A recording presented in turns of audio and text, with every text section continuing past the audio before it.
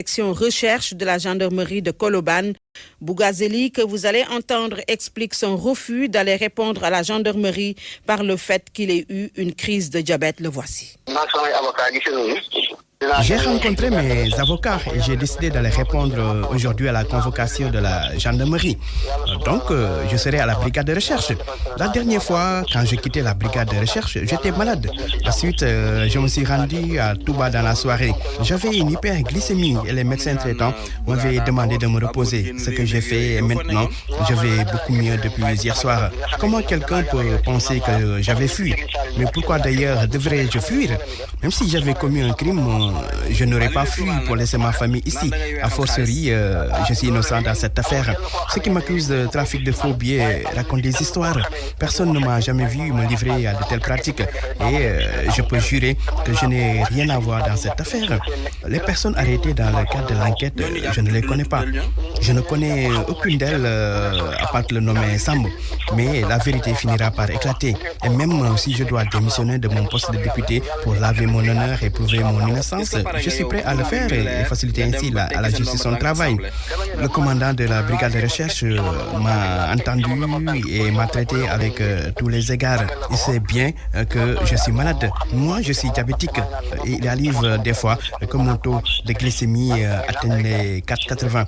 Et ce jour-là, j'en étais à 3,80.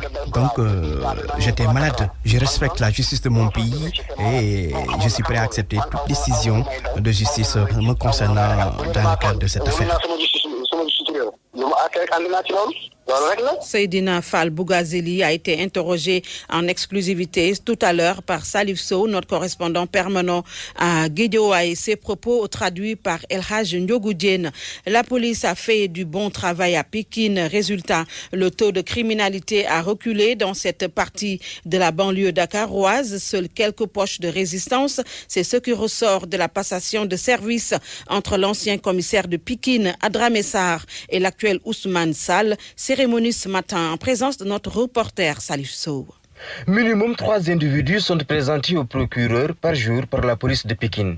En moyenne, 8 personnes sont interpellées pour divers délits. Le vol et l'usage de chanvre indien arrivent en tête. Dans cette partie de la banlieue de Dakar, la police dit lister puis cibler journalièrement les zones criminogènes. Les opérations de sécurisation menées dans ces 10 secteurs ont permis de procéder à l'interpellation de plus de 500 individus le mois dernier. Aujourd'hui, Pékin change de commissaire. Adramé Sarr va à Ziguinchor. Ousmane Fall vient de Saint-Louis. La passation de service s'est passée ce matin. Ce 19 novembre sera à jamais gravé dans la mémoire des Pékinois. Ce jour coïncide avec l'assassinat, il y a 3 ans, de la 5e vice-présidente du Conseil économique, social et environnemental, Fatoumata Matar Ndiaye. Salif Sow, Pékin, Radio Futur Média.